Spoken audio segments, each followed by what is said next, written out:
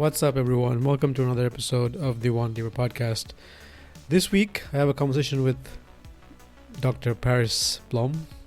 I'm not going to say his middle name, or it's way too long. It's way too hard, complicated. I'll just butcher it.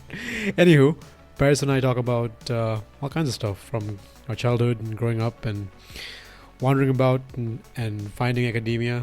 And, this is a good conversation to listen to, I think, if you're sort of looking at your life and thinking, man, how am I going to get from place A, where I am right now, to place B, somewhere down the road? I think it's important to realize that, this is not a linear problem. This is a highly non-linear, multi-dimensional traversal problem, where you have to move through all kinds of different situations to get to a place that you feel like you've belonged. But you got to work for it. You got to keep moving forward and just believe that eventually you will get there. Anyway, great conversation. Please enjoy. Catch you next time.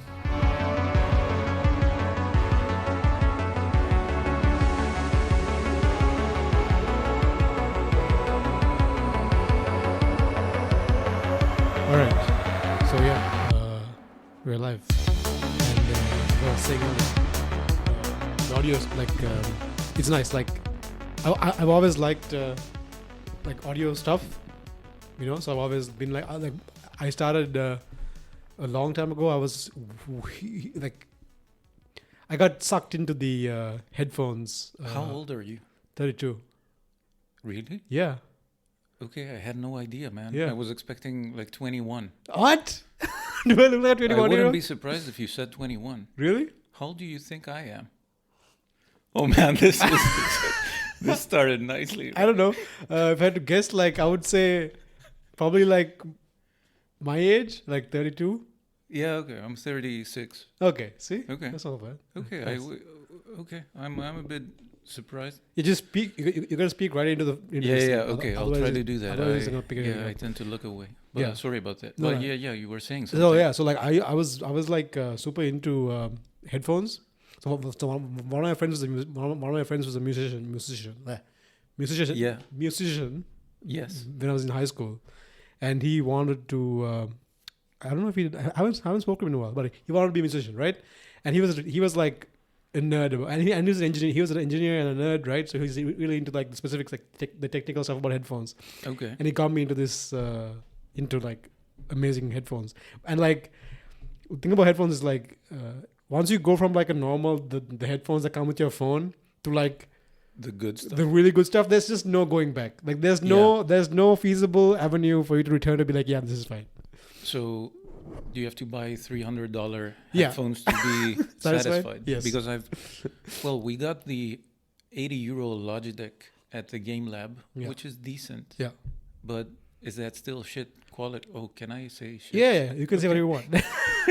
Okay. Yeah, it's fine. It's just like, what's it?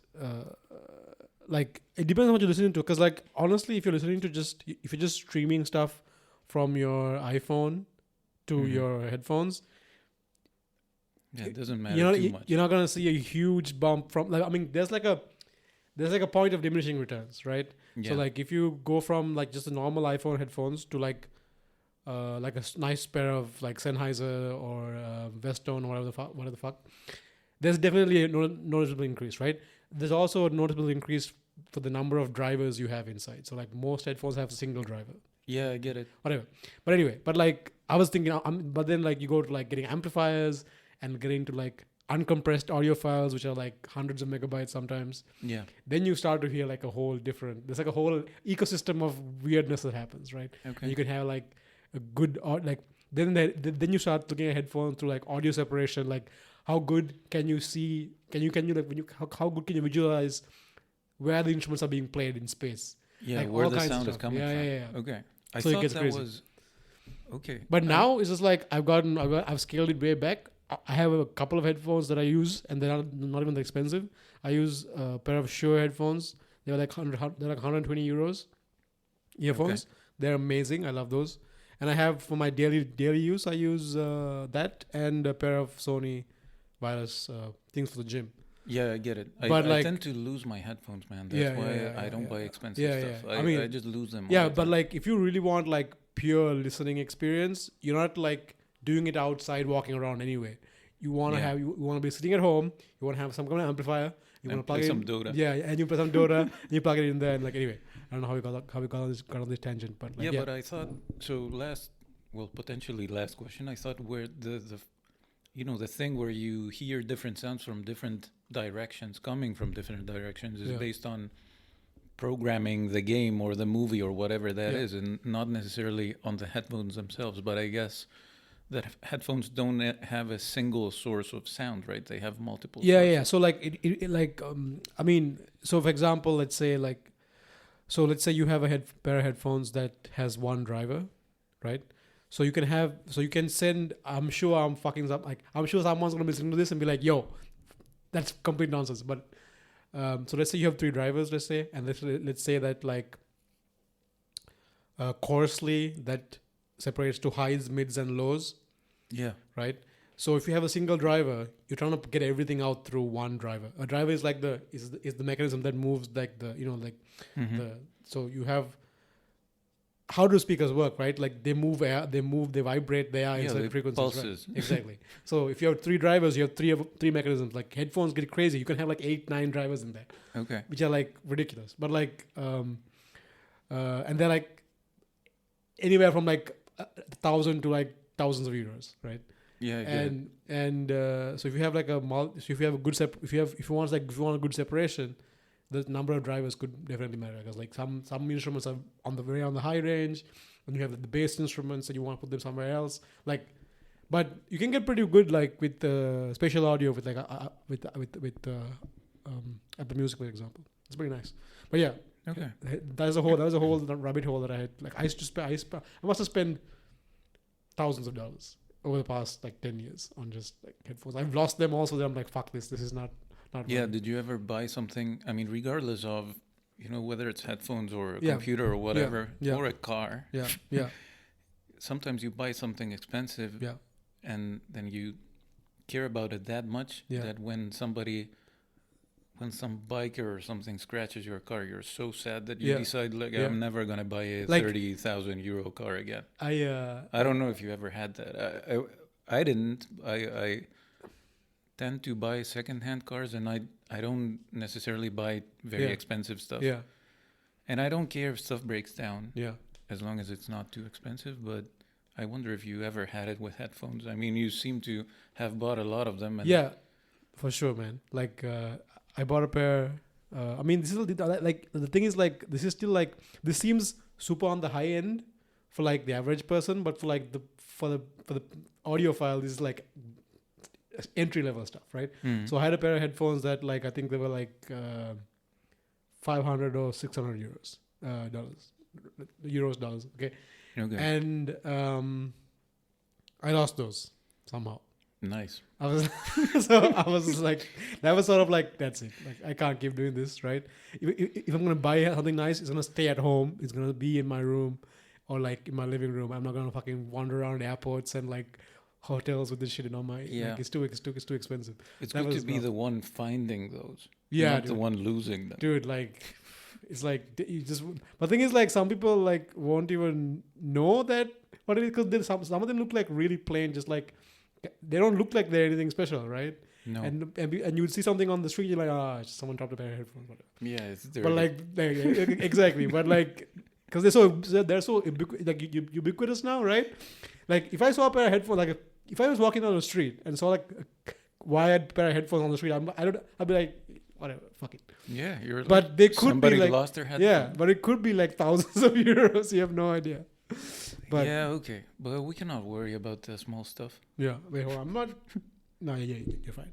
Anyway, what? No, I was saying like it was like recording you, but okay. Should I go closer? Yeah, pull this. Can you pull this a bit further? Okay. Yeah, you can. Nice. All right.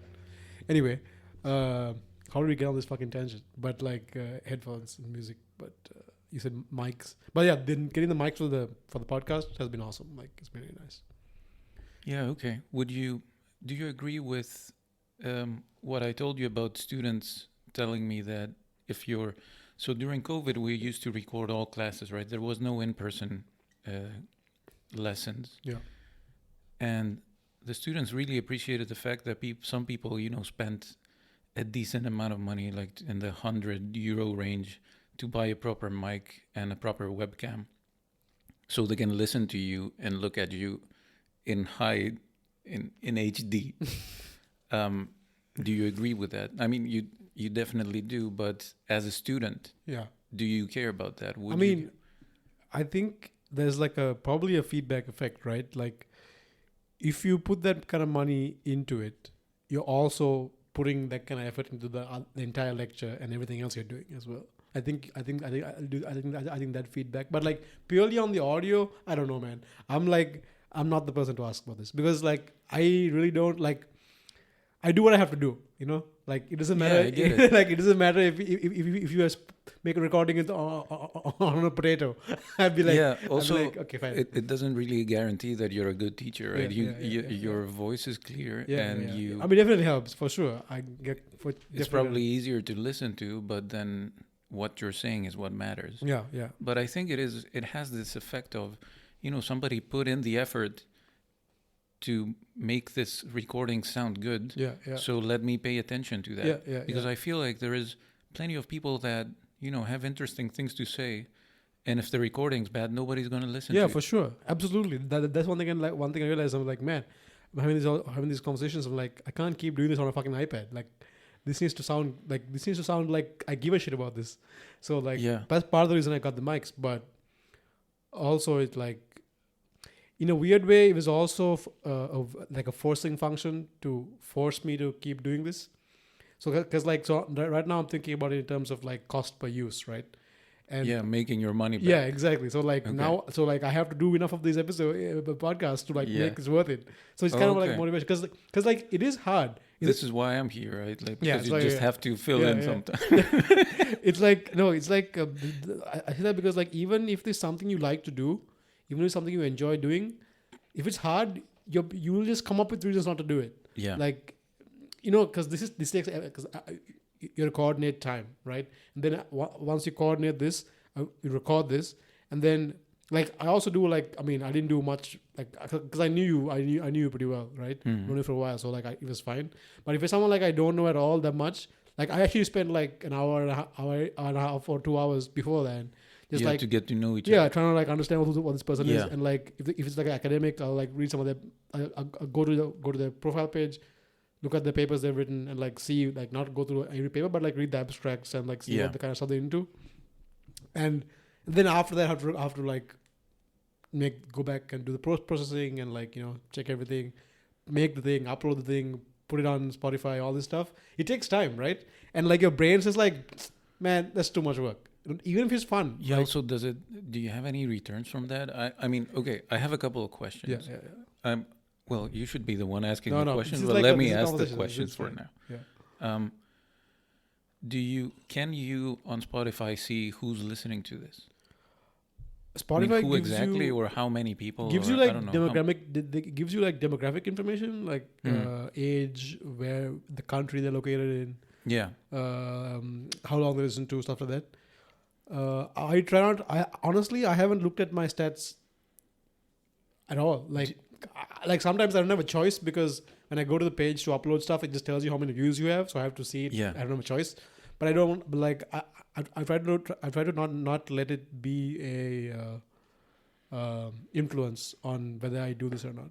No, but that would lead to my second question. Can you, or when would you start monetizing it? I mean, if people are, for the few people that still play Spotify with ads, and don't have like some family in the other side of side of the world, do you make money out of whatever ad plays during your podcast? No, I don't make any money off of this right now. So this might, I mean, I assume this is a factor too. You put it in all this effort, and you have made this investment to start making podcasts and stuff, but at some point you want to make your money back, I guess. Right? I think it's not a huge investment, but to be honest, I think I make the ROI is already there. Like, for me, what is important is not so much there was no like outcome goal for this. It was just like I just wanted an excuse to sit down with people and like, because what I noticed was this, like the guiding motivation was like I would have these conversations with people, and every time, like more often than not, I would leave and think, fuck, I should have recorded that. That was an amazing. That's what you said during the talk. Yeah. So, and that was like that's the only motivation. And like, if people like enjoy listening to it and they like it, that's great. Do you have a vision? I'm pretty sure you know what number file is and what 60 symbols is. Yeah. Do you want to do the equivalent of Cognitive Science and A.I.? No, I haven't. No. This is the destination. Like, are we not good enough? No, like the process is the destination for me. It's like I'm not, because those are there are a lot of metrics in that. Like there are a lot of factors there that you can't control, right? Like you can't control if people don't listen to it, if people like it, if people care, because it's a two-way interaction, right? And for me, the main goal was just to like have really interesting conversations, expand the reach of knowledge that I have, right? Like, and just just because what I found was that people were really interesting if you just let them talk. And like you also I think it's interesting to talk to people as humans, quote unquote, instead of as teachers. Exactly. The teacher-student interaction is not always honest. Yeah. You know what I mean, right? I know what you mean. Yeah, for sure. Like that's one of the biggest perks of this is like, because I think it's just like an add-on to the kind of like if it's just like a plug-in for my life, and like and just like a amplification of the kind of person I am to begin with, right? It's like I like having this kind of interaction. For me, satisfies my need for social interaction. Yes. You know what I mean? Yeah, I get it. Like I want like this is good. Like this is good. Like jiu-jitsu is good. Like that's good. Like it satiates me, right? And that's why I was like, I'm just gonna keep doing this. Like it's fine. And if like, and worst case scenario, I'll do this for like 10 years, and then I'll have kids, and then like you won't. I won't, or I die, right? And then they have this like. No, I didn't mean you won't have kids. I meant you won't keep doing this podcast. Or like let's say I do have kids, right? Yeah. And I die or something, which I will eventually. But like they'll have this massive record. They could, for all I know, they could just build There's a new something for your kids to listen to. They can make a GPT. They can make a GPT out of this, right? Get all my transcripts, get all my blog posts, make a language model, and talk to me and have me in their life. Nice. So like, that's a beautiful thought, man. What? Do you want to have kids? Like, yeah, I do. And like, this is something I wish that my grandfather had done this, Yeah. Or like my grandparents. To get to know him better. Yeah, exactly. Because I never got to know them. I mean, I've never thought about that. I feel like I do know my grandpa and my granddad and all of my relatives pretty well. Yeah. But I don't know all of their opinions on anything. Yeah. And I haven't experienced them. So my dad he's still alive, but he retired. He was a professor in physiotherapy, and that's back in Greece. And well, the main reason is because I was a lazy ass teenager / 20-year-old. You and me both. And I never went to watch any of my dad's lectures. Right. I've seen him give lectures and online seminars and that kind of stuff, but I was never in the classroom. I've went to plenty of classes that felt pointless, so I could have gone to my dad's class once at least. Yeah. So at least there is some videos online of my dad, lecturing something. So if I would be curious about what was that like, I can go watch the video. So I kind of agree with what you're saying. Yeah, it's nice, right? Like I never met my mom's dad either, and it would have been awesome to like. So like I'm really looking forward to going back. I'm probably gonna go back home in July. Mm-hmm. And then record 2 episodes, like with one with my dad and one with my mom. Yeah, because like they're super interesting people, but they're not like. That's a good idea. But like they're not like they'll be like the opposite of my usual academic and like, you know, friends and people, right? Because both of them have a high school education, right? And but like the things, like they've done so many things and they've like accomplished so many different things that it's like, it's actually ridiculous, right? Like my mom, like my mom always tells me, like, you know, I did what I could with what I had, and like I made it work. And I was like, yeah, you fucking made it work for sure. Yeah, and you as in the child appreciates that and is grateful for that, I hope. Yeah, for sure. But you don't necessarily ask, and they don't necessarily tell you exactly. all the hard you know, the hard part of it. Like, for example, I don't know if you were planning to ask your dad the question, but it would be nice. It would be interesting to ask, hey, Dad, what did you feel like when... Are you the first child, by the way? Yeah, I'm the only child. Okay. Yeah. So how did your dad feel, or your mom, when, you know, they found out that you're gonna be... Yeah. Because for example, I've found out quite late, and it doesn't really matter. Like, it didn't give me any feelings or anything. But I found out that my parents were thinking about not having a baby. Well, when I was supposed to happen, they were contemplating whether to keep the baby or not. Yeah. I mean, that's good for me that they kept it. Yeah.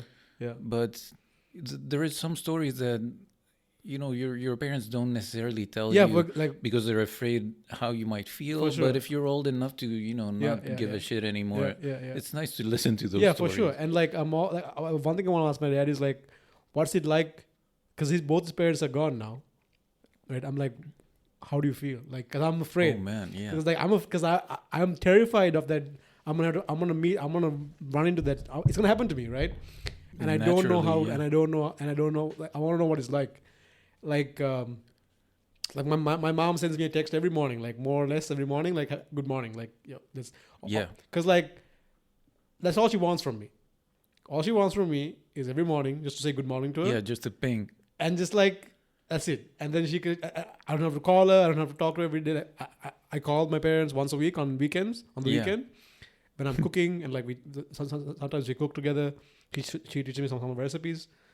But other than that, she's like, I don't need any of this shit. Just tell me in the mornings, just say good morning so I know you're okay. Like, know that you... No, because like, I'm all the way over here. I'm by myself. Just to know that like, no ill fate has befallen me. Just a ping, right? And like, one day, that's not going to be there anymore for me. And I'll be like, what the fuck is that going to be? Yeah, I'm sure you will miss that. Yeah, exactly. I have a very good relationship with my parents. Like, they trust me and they appreciate me, and I appreciate them, and I love them and they love me, basically. But we don't talk that often, mostly because no news is good news. Yeah. Because everybody is generally doing fine. Yeah, exactly. That's exactly. If I had anything to talk about, it would be something that I'm worried about, or something that happened that's just interesting or funny or bad. Yeah. Or I need advice or whatever. Yeah. But even so, if I don't know, if I would call my dad or he would call me once a month, I will still miss that, you know, at some point. Yeah, for sure. Yeah, like if you scroll to my mom's text, it's just like good morning. Yeah. That's all there is. For like, since I moved here, I don't know how this started, but like now it's like 3 years or something. It's just like, and then she'll, but well, like, she misses you, man. I think that's the main reason. Yeah, for sure. Like, and I don't know. Yeah, I don't know how it started, but it just became a thing now. And like, yeah, it's fine. Like, it's not like if I don't message her and she doesn't say anything, like, it's not like the end of the world. But like, there's always this sense that, okay, maybe like something might be up. Like, like in the sense that like, well, what else is she doing instead of sending me good morning? And like, I'm like, yo, what's up? And then like, it's a nice way to check in. I don't know. Is there always something up, or more like, usually it's like it's been good. Honestly, even then it's pretty good. Like usually it's like, no good morning, because like they're out partying. Yeah. Okay. I'm like, he's like, I'm sorry. I'm like, what are you apologizing for? It's all good. I just want to make sure you're okay. And because like, and my grandma is like really old. She's like almost 100 now. And so she's like, my mom's taking care of her, so it's always been like, okay, like, is she like? Is she 100? But do you still communicate with her, like or is she like she can't see? She can't see. Like she's basically like, she's not. She's like mentally all there, like cognitively all there. Yeah. Everything's fine, but she's not able to take care of herself. Yeah. Okay. So my mom and like we have a person who lives with her who takes care of her. Okay.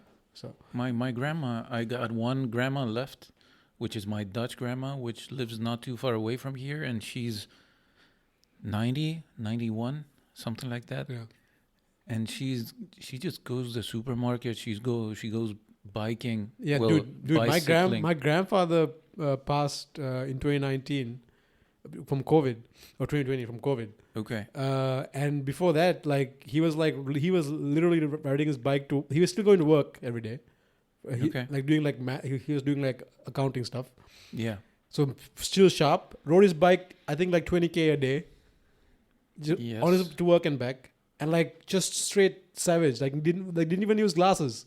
Didn't take any medication. That's insane. Yeah, it's insane. Okay. I was like, how the hell is this guy? I would love to have talked to him all like this. Yeah. Man, that's like, but it's what it is. Anywho, just a fucking random. I don't know. Okay, let's start the podcast. No, this is good. Like, so how did you? I mean, you have a very like I did like a very like I know kind of things you've done. But yes. How did you manage to con people to let you into doing all this research on video games? Where should I start? Because I was not the best student when I was a bachelor student. Yeah. And this is something that I, informally talk to some students about. Because some of them are struggling, some of them worry too much about failing a class, etc. Like my example to them, which is definitely not a good example, but, I'm teaching at a university, which in terms of education is as high as you can get, right? But as a student, I did computer science as a bachelor's from my 18th to my 24th year. It was supposed to be a 4-year program, but at the end of the 4th year, and I'm not sure my dad knows. He kind of knows, but he doesn't know the exact numbers. But he was always asking me, hey, how's it going? And I was like, yeah, it's going fine. Yeah. At the end of the 4th year, he was expecting me to come home with a diploma, right? Yeah. But I still needed to pass like 35 out of 49 courses. What? Oh my Dude, God. you cannot imagine. And we have a history in the family, aka my uncle, who was into polytechnic topography. I don't know if that's the English word. What the hell is that? I don't know what that means. Well, assuming that those kind of sciences get translated from Greek, I assume that topography is a thing, but it's basically the people who make maps and measure things on the ground, distances and stuff. He took him, I think, like 12 or 13 years. I think it's called cartography, bro. Not necessarily making maps, but also, planning where buildings are supposed to be. I don't exactly know what they do. You can go in all kinds of directions, but it took him like 12 years. And for the first 10 of those 12, he wouldn't really go to university. Yeah. And that's also partially because of the way Greek university works, which allows you to be a student for as long as you want. First, because you don't directly pay tuition fees. It's free public university. And second, because there is no rules that say, after X amount of years, maybe there is rules now. I think they were trying to get a legislation on that. I'm not sure if it holds or not, but you can be a student forever. And you can start at your 18th year, you can work for 20 years, and then suddenly on your 40th year, you remember that you're still a student and then go and get a degree. I mean, it's not that simple, but it could happen. Yeah. And to some extent, I did kind of the same thing my uncle did. My uncle did it in the 80s and 90s, which was a bit more free, because if you would disappear, if he would take my dad's motorbike and go to the Greek islands, and he would disappear for a month. And it's not like you carry a mobile phone. Right. In the 80s,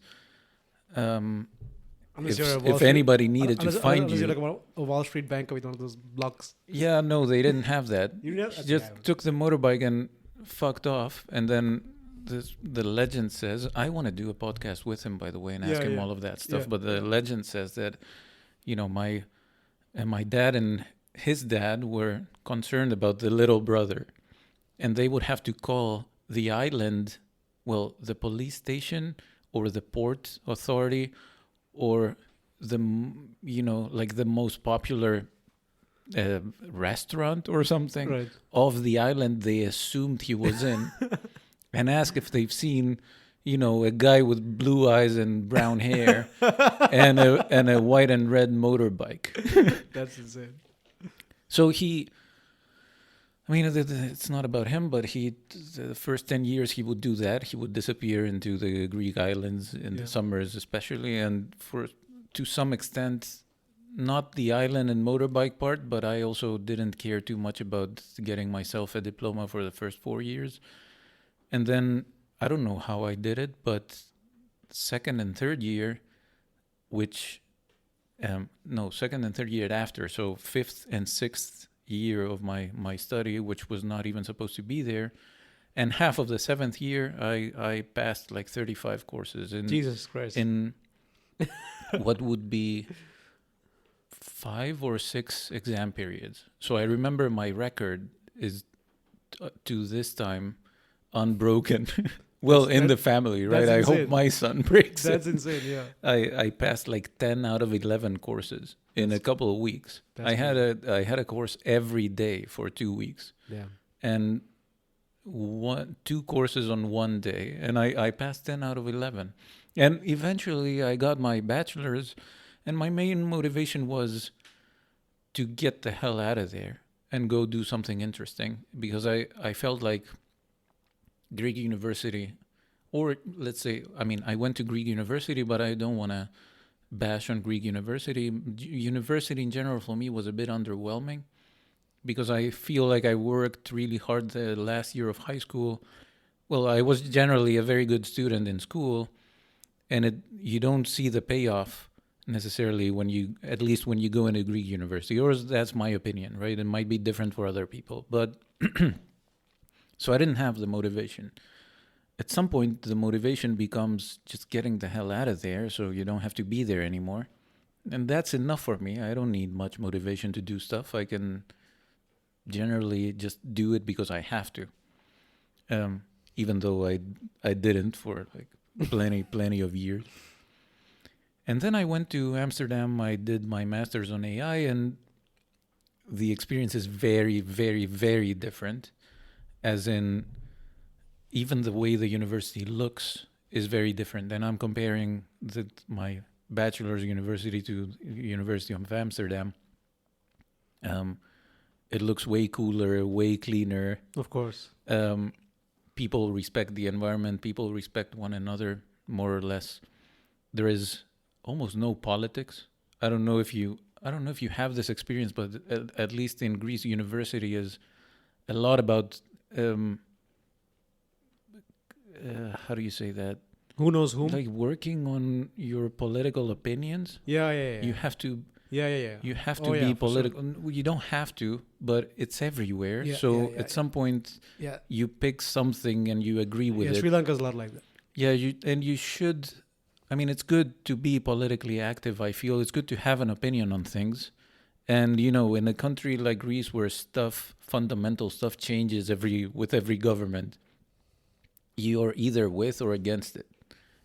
And you cannot just sit back and just be a student because whoever's in the government kind of affects what happens in a university, because there is political student parties in university, and they have elections and they vote, and then they might change the program or not let some exams happen. It's even more extreme in Sri Lanka. Like it's crazy. Like Yeah, you don't actually like people who are like, yo, I just want to learn. Like if you're like in, I think it's also different. Like in Sri Lanka, it's different. Like there are some universities that are known for like hardcore engineering, like a couple of universities and hardcore medicine stuff. They're generally like no one fucks around there. No. But like other schools, man, like you get bullied, you get like all kinds of shit happens if you don't participate in the I get it, the but prevailing ideology.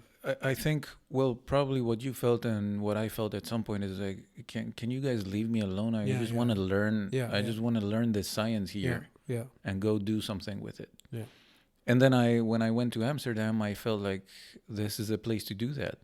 I can focus on what I like. I can become better at what I like.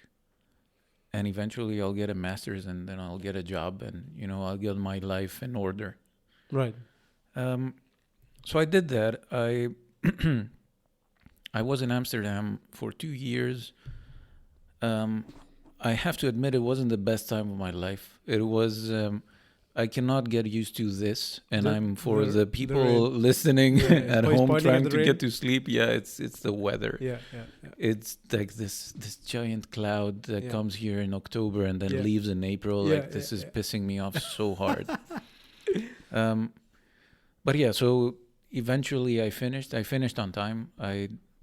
Importantly, I did my master. I had a very nice master thesis supervisor, Sander, who's now in Utrecht University, who eventually became my PhD supervisor. But I worked on my thesis with him. We published a paper about it. I went back to Greece. I worked as a developer for a few years. For Dutch and German and Greek companies and all kinds of different jobs. And when I was kind of looking for some opportunity, something interesting, well, I was kind of looking for a job, but I was working as a research scientist, more like a research developer at the Department of Medical Informatics back in my hometown.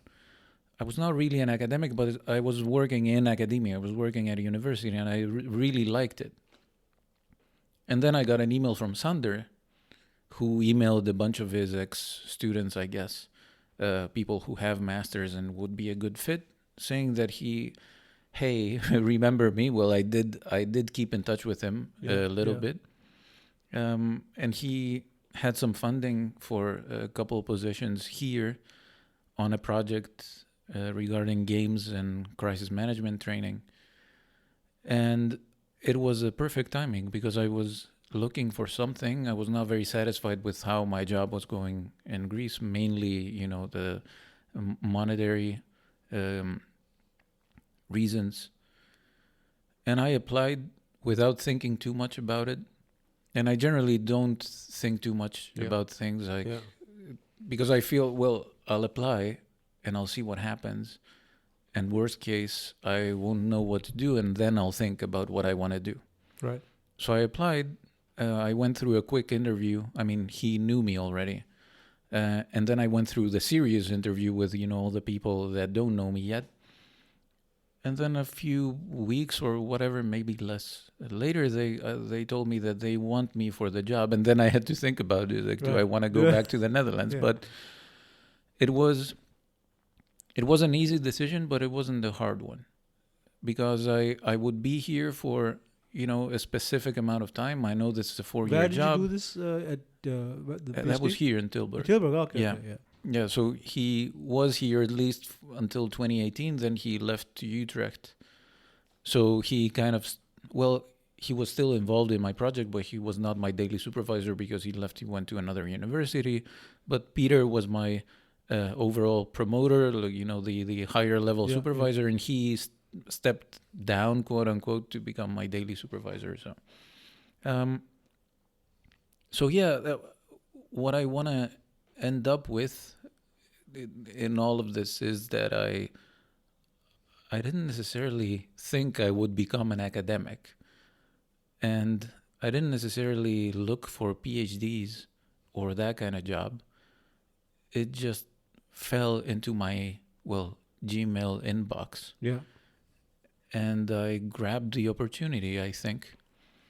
Of course, there is plenty of parameters that play a major role in this. If you keep in touch with someone, if you publish your master thesis, if you do decent work, if people like you, as I recently said in a talk for the PhDs of our department, is mostly a social job. Doing a PhD and generally being an academic, I feel, is a social job. You might be an excellent programmer. You might be amazing at math, physics, whatever your thing is. But if you cannot convey messages and if you cannot get people to be interested in you and what you have to say and make people like you, then I don't know how good you can be at this. Right. So I do think I'm good at it. So I ended up here. I guess it's kind of natural since my dad does the same. My mom sort of does that too. So I feel I have a talent for it. Right. It's relatively little effort on my side. How do you find academia compared to working with in a company? I find it easier, but I know a lot of people are, in the future listening to this are gonna be like, what the fuck are you talking about? But it's mostly because it just comes natural to me, I guess. Right. There's a few reasons for that. One is because it's curiosity driven. So you do work on stuff that you are interested in instead of working as a developer for an application that somebody else is interested in. Mostly, right? Unless you build your own company and then you build apps, but still you got clients that expect you to do things that you will mostly disagree with. So you keep working for things you don't believe in. And I think a fundamental requirement of being a researcher is that you have to believe in what you're doing, right? Not necessarily believe that it's going to change the world, but you have to agree with what you're doing. Yeah. So I like that. I like that. I think it also kind of depends on the company, right? Like I think it's harder to find. It's harder to, like, if you found like a very small company, or maybe even like a startup that you really cared about what these guys were doing and you wanted to contribute. That's one way of doing it. But I guess like the bigger the company gets, the more you're in the situation that you just mentioned, right? Like, if you go work for, like, I don't know, Netflix, it's not like you're not going to change where the company's heading. Yeah, exactly. But I've worked for a small startup which was just me and another guy. Yeah. And he was the back-end developer. I was the front-end developer. We were developing a social media app. Well, it didn't explode. It didn't go big. It didn't succeed, let's say. It was a very informative experience, a very educating experience. I don't think I would do that again. Yeah. And it's one of the jobs that I quit. Like, I announced that I don't want to do this anymore. I'm not very interested in it. Yeah. I don't feel this is going anywhere. On the other hand, I also worked for another startup that did go big. I'm not sure how big they are now, big as in numbers and staff members, etc. I don't think they're huge or anything, but it was a project that I really liked, and I would have liked to stay there. And when I was there, it was just me and 3-4 other people, but they didn't have the funding yet to keep me there, so I couldn't stay, and I really wanted to stay.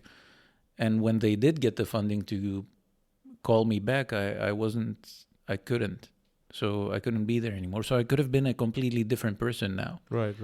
And I don't know. I have those weird thoughts, and we're going to go into some kind of weird tangent again, but it's okay. I have those shower thoughts or whatever thoughts, how random it is that you end up somewhere. So the fact that we are now having this discussion in my office in Tilburg University is a combination of like a billion things that happened from when I was 11 to when I was 35. Yeah. And I do feel that if there's small details and small decisions throughout your entire life, and it could have been a completely different person I would have been the same person, but I would have a different job. I don't know, different income. Maybe I could have had kids, whatever, all kinds of things. Yeah, but like, I feel like there is some sort of convergence that happens, right? Like, maybe all these things look random, but underneath, maybe we are all just trying to aim for, like, even unconsciously, just aiming towards a certain, like, a specific state. Yeah. That brings us together. Like, for example, I had that experience here in the sense that, like, I spoke about this when I did so I did like random like solo episodes where I just talk what's on my mind. Yes. And like I was talking about the fact that I was raised almost entirely as a, like, my entire life I was raised as an international student, right? So like from the very first, like from kindergarten, I was in an international school. Okay. Right. So like I was raised in Sri Lanka, but I spoke like all my friends spoke English. My teachers spoke to me in English. Okay. Everything we did was English, right? And then like as I got older, and my parents were able to put me to better. They basically progressively put me from one international school to another. Yeah. And I was raised as an international person, but like that essentially means Western. Yeah, I agree. Western. I was raised as a Western person, right? But weirdly, it's like now, in a weird sense, I don't belong anywhere. It's kind of weird, right? Like, because like I'm not Sri Lanka. If I go to Sri Lanka, I don't fit in at all, right?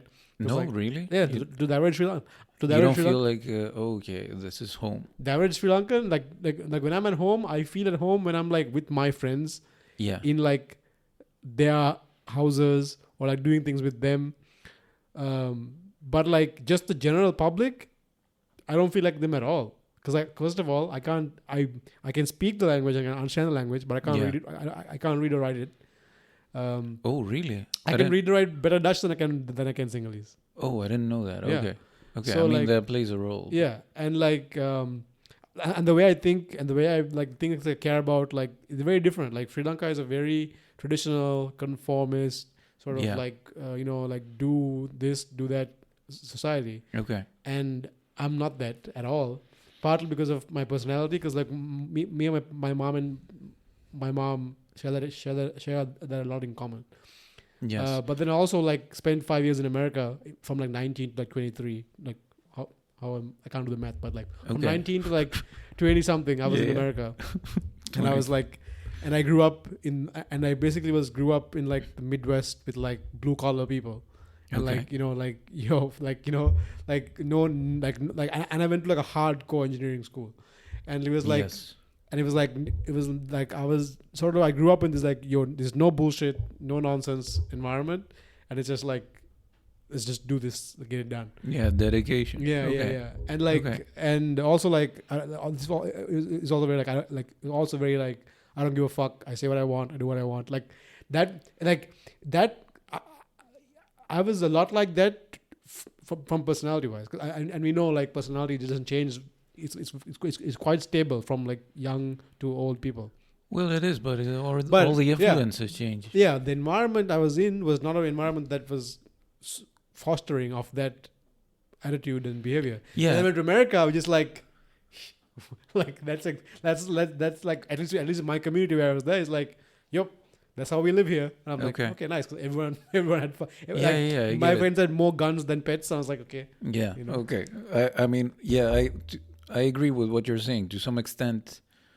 Well, it's not all random, but you are sort of building things on top of each other, and eventually you end up somewhere. Yeah. But it doesn't necessarily stop. Yeah. Like for me, it hasn't stopped now.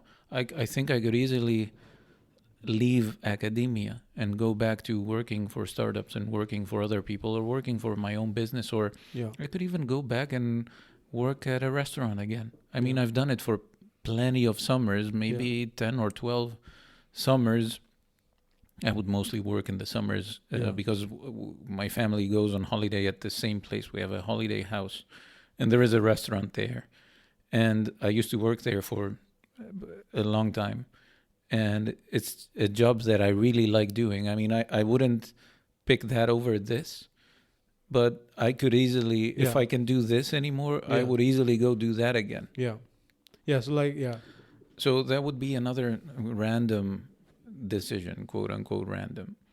But I don't know. It depends. Well, I do have expectations from myself, and I do like where I am now, and I'm enjoying my job. But it's not like I'm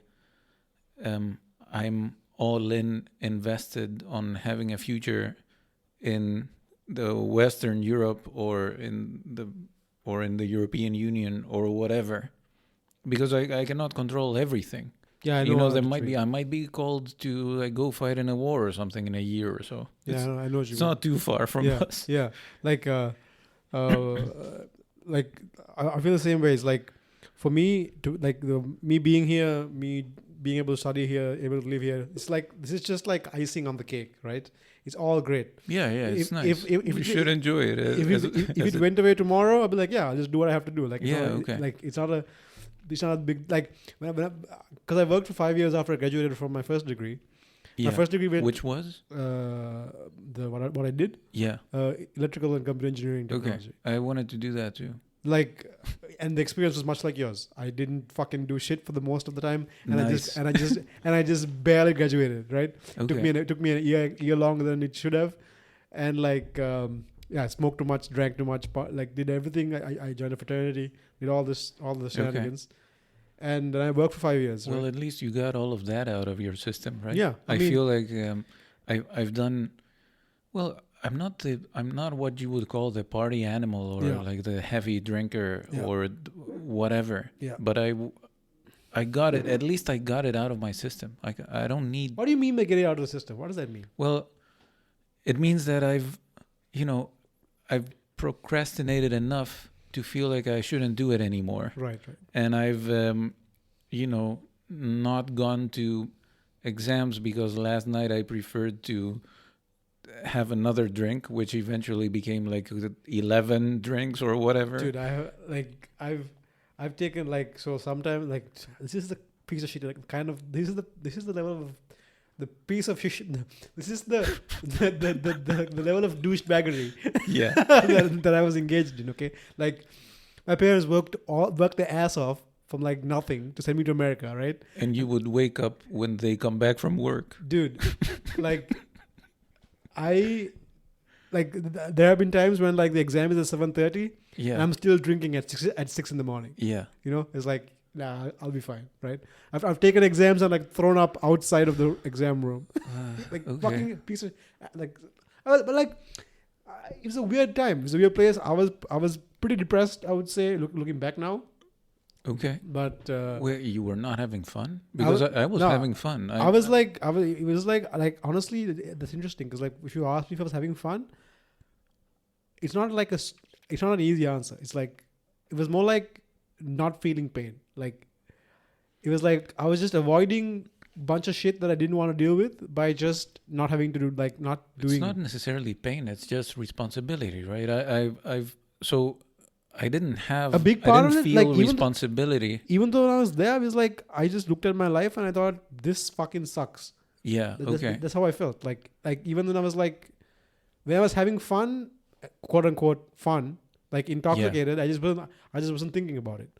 So I wasn't taking steps to make my life any better. I was just avoiding having to do that by partying a lot. Okay. You know what I mean?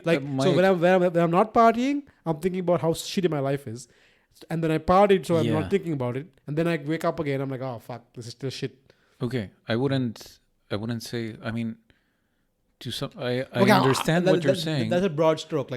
There are sometimes there are times where I recall there were signs during my time there that I was oh, this is what I should be doing. But I just ignored them because I was like, fuck this, right? Yeah. I was in a weird place and because I remember distinctly one time I had one of my professors gave us a take-home programming exam. Oh, okay. I thought you were gonna go into the you woke up in a truck story. No. Did I tell you about this? Well, you told me briefly. Oh my god, that's a whole different story. Okay, but I remember a distinct time one of my professors gave us. This is I didn't give a shit about anything, generally speaking, right? And one of our professors gave us this problem to go solve at home, and programming problem. We had a FPGA, like a field programmable gateway array. It's like for the people listening, it's like a kind of like a little computer. Yeah. And you can do a bunch of stuff with. Okay. And like, he's like, here, so all these problems get like figure it out. Yes. And like, I remember this day that I just like, this coffee's place had this deal, basically like, as long as you buy a cup of coffee and you stay in there, you can have as many, like you pay for one cup, you get unlimited free refills, right? Uh-huh. So I remember I was just like, I went there at like 6 a.m. and I was just there for like 16 hours, just like completely obsessed and like sucked into this problem. And just like trying to solve this, right? And then I was like I solved it. It was amazing, but it didn't occur to me to chain that thing together with something else, you know? But you did feel good about yourself. Yeah, right? like I really enjoyed that feeling of like moving towards a solution. Like, for example, my senior design project, which is like you work with a team to solve a companies come to our university, like our department. Yeah. They have actual problems that they want to solve sometime down the future in the pipeline, and they like get teams of students to do free research for them, right? Mm-hmm. And that should have been a good problem. That should have been something that I gave a shit about, but I just fucking didn't. Like no. I could not give a shit about it. Like, and then I was like, yeah, I'll pass. It's fine, whatever, right? Do you agree? Would you agree that timing plays a major huge role? Man, timing is a huge from all kinds of things, right? Yeah. From when you start caring about yourself, as in so from what you've said the last few minutes, I agree with. I mostly agree with you. Don't necessarily care about your future, aka your future self, for a few years, and that's okay. And that's what I meant by getting it out of your system. What I got out of my system is going through this phase where I don't necessarily give a shit about myself or what's going to happen to me or where I am or where I'm going. And it's good to have that, because when you actually care, it matters more. So I didn't have this worry about what the hell am I doing. I was having fun, and I kind of enjoyed that. And I feel like maybe the fact that my family went through similar experiences, like, well, my uncle definitely, but my dad was also, a rebel, quote unquote. So he knew what was going on, and he was and still is an academic, so he knows what it feels like to be a student and what it feels like to be 22. I think I also had a lot of guilt at the time, because like in the back of my head, I was like, I should be doing better, like. Okay, I felt that too, but not too much. I felt like, I deserve to have a student life, whatever that means. I mean, my definition of student life was, like go to sleep in the AM and like wake up in the PM and just do fun things and eventually go to class and maybe go to an exam and try to pass something. Yeah. No, it's like for me, what really, there's a couple of things changed. Like there was a time when I was, even after graduation, I was trying to find just the right thing. Like I was like trying to find, what is the right thing for me? What is the thing that makes me happy? What is it? And I was like, and I just didn't find it. And I was like, okay, you know what? Fuck. I can't, like, this problem doesn't seem like there's a tractable solution to this problem. So I'm just I'm going to pick something. I'm going to find something that is the intersection of something that's hard and remotely interesting. If I'm even remotely interested. And then I'm just going to go all in, like 100% all in. Doesn't matter what it is.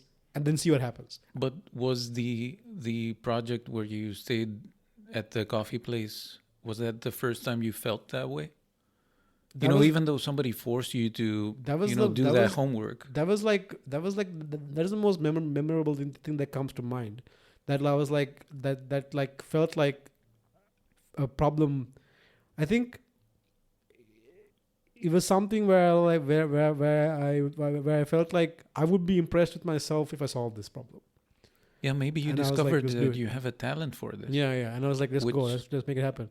And then like, when I finished it, and like people in my class were just like, they didn't even know what the fuck was going on. I was like, I did this and this, and they're like, how the fuck did you figure that out? I was like, I don't know. I just sat there and just like, I just fucking went. I just banged my head against it until you just get it. Yeah, until I figured it out. And like, there were like I don't know. I think part of it was like I was definitely drinking way too much. I don't drink anymore at all. And I also like, I wasn't, I don't know what it was, man. It was really weird. I had no idea how to describe it properly. But well, do you regret much? That's an interesting question. I don't know if I regret much, actually. I mean, everybody. There are some regrets. I feel like everybody has this thought of. My regret, I think I would be like, I do regret that I was like, I was at a university that was like, I had an opportunity there. Like that, being there, studying there at Purdue was like a big deal. Right? Yes. Like, there was an opportunity there that I could have, for example, if I was the person now, this is a pointless question because I wouldn't be the person now without this experience. No, right? exactly. But if I was this, if I had put this, like the same level of like single-minded focus that I'm doing now into that program, I would have gotten, obviously, but then again, that's any experience. You put yourself into 100% into anything, you get something out. Like it's not like true. I spent 4 years and there's nothing. I didn't learn anything. I didn't grow. I didn't like understand. I didn't develop in any way. That's not true at all. Come to think of it, I didn't do much in class, but I read so many fucking books. Like that had nothing to do with class. Okay. You know, I read I listened to so many podcasts. I wrote so many articles just on my own. Yes. Like sitting at home, not even like just for myself. Not even like I distinctly remember like writing stuff and reading stuff, but not anything to do with class. know? So maybe I was just in the wrong program. Who knows? Well, maybe. But as soon as you're happy now, or reasonably happy. The reason I brought this up, the reason I brought this up and the whole tangent of like my growing up international, all this stuff, I brought that up to say that like when I'm here, when I'm like in a classroom with the faculty or like not everybody in that I met in our bachelor's cohort, but the few people that I really vibe with. Yeah. And the faculty, and when I'm on this floor, for example, I feel like I belong here. Like when I'm like when I'm on this floor and I'm like wandering around, I meet someone, I feel like I fit in. Like I feel like I belong in a way that I didn't feel like at home or in America or like exactly. I feel the same way, at least in a professional context. I feel that I do belong here, and I do feel that people value what I do, and I value what other people do, and the people I meet, and the interaction with the students. And as far as I know, like the students like me, and I like them back, and it's all going fine. Yeah, but the distribution of people, obviously, like I'm realizing now that I also shouldn't be so hard on myself because like I'm 32 now, but because I started the bachelor I came back to this program so late. I met a lot of 19, 20-year-olds, right? Yeah, you cannot expect and I'm like, the same thing you expect from yourself. And also maybe think like I shouldn't be so hard on who I was back then. Like 19, 20 years, what the fuck do I know? So do you see your self in some of the people you hang out with? Oh, for sure. No, for sure. But interesting. But no, not the people that I hang out with, because the people even the 19, 21, 22-year-old kids that I hang out with now are not your average 19, 21, 22-year-old. Like they are very like, because of the standards that I have set for myself in the people that I want to spend my time with, they are very like they are type A, sort of like, yo, I want to figure this shit out. I want to like understand this. Like they're the kind of people who would like sit there and stare at a matrix for like 10 hours, like trying to understand what the fuck is happening in here. Yeah, I see. But I do see people who remind me a lot of the kind of person that I was when I was 19, 20-year-old. Yes. And like, so I'm thinking to myself, oh, that's just 19, 20-year-olds. Like, it's not that. Yeah, like, so there was nothing wrong with you. Yeah, nothing wrong with like it's just what, you're 19, 20 years old, right? It's okay, it happens. No, that was always my counter argument to my dad. Well, my dad is not like a nasty, always complaining, always demanding kind of person. But he would every now and then poke me and say, hey, like, are you doing anything? When I was 22, I mean, it's quite obvious who's doing stuff and who isn't. And he knew. And my my argument was always, man, what do you want? Like you were the same as I am now. So what do you want? What exactly? One big thing that's changed, like that I really appreciate now is just like, my parents sort of see me like as an equal now. You know what I mean? Yeah. So like it's no longer them making decisions. It's like, hey, what do you think? Like, we want to do this? Like what? Like, no, I mean they're probably like okay. Their respect. Like yes. I have their respect, which is like, yes, which is you can't buy that. You can't buy that. No, which is really nice. Like it solves 90% of your problems, right? And it makes your everyday and like your entire life like interesting, because they appreciate you, and that's the people you care about most, I guess. Yeah, I mean, I, for sure. Like, I've let them down plenty of times before that, and like. Well, okay. Yeah, but you know, as long, but the thing is, my parents all, like, they were always like on my side, no matter what happened. I've been in like I've been in two car crashes. Like they're so mad, they're so angry, but they're always on your side. That's something I always appreciate about them. Yeah, they're probably mad because they're worried. I mean, I never. Yeah. How bad was a car crash? Pretty bad. Like, were you driving? The first one, both of them I was driving. First one was my fault. I just ran headfirst into a power line, one of those things on the road, like one of those communication things where they have all the circuitry and shit. Were you tired or drunk? It was like. Do you want to talk? No, it's fine. Like I was definitely like, let's say I was not sober for sure. Okay. But worst thing was that night I had a huge fight with my parents. Yes. And I was just like, I felt guilty. I don't know. No, because like they were just like, because I was working at the time. This is after university, after my first degree. I was working at the time, and I wanted to go out with my friends to go out, have a good time. And I had a huge argument like with my mom before I left, and I was angry, and I was just like driving recklessly. And thank God nobody got hurt. Right? I just ran into a wall. Broke a bunch of shit. Nobody got hurt. And like I remember like the cops impressing upon me. They're like, do you know how lucky you are that no one got hurt? Yeah. Like, that you didn't hurt anyone, because your life would be over. Right? Yes. And I would be like, yeah. And then the second one was not my fault at all. Some guy just T-boned me right like, imagine right like inside. Yeah, okay, but isn't this not everything? So we talked about a bunch of random moments leading to where you are now, but this is one of them, and this is not necessarily a moment that you have control over. Yeah. So regardless of whether you went to like an international kindergarten or whatever, you could have been driving mad or tired or drunk or whatever, and then you could have killed someone. Yeah. Which is really just a matter of luck, like being at the wrong place at the wrong time. And then you spend like, I don't know, 3 years in prison, and then that's it, man. Like it's not easy to get out of the country anymore. It's not easy to get a job. Yeah. You're completely.